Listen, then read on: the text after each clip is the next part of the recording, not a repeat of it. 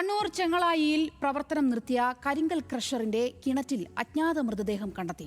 പുരുഷന്റെ മൃതദേഹമാണ് കണ്ടെത്തിയത്. ഫയർഫോഴ്സ് എത്തി മൃതദേഹം പുറത്തെടുത്തു.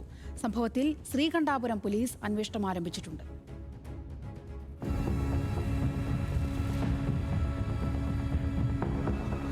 ചെങ്ങളായി പഞ്ചായത്തിലെ കൂനത്തെ പ്രവർത്തനരഹിതമായ കരിങ്കൽ ക്രഷറിന്റെ ഉപയോഗശൂന്യമായ കിണറ്റിലാണ് അജ്ഞാത മൃതദേഹം കണ്ടെത്തിയത്.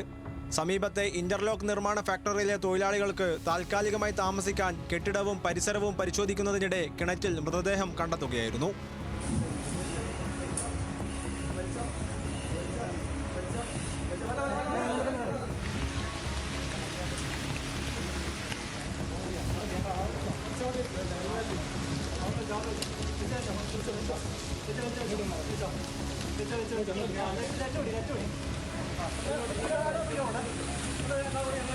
തുടർന്ന് ശ്രീകണ്ഠാപുരം പോലീസിനെയും ഫയർഫോഴ്സിനെയും വിവരമറിയിച്ചു.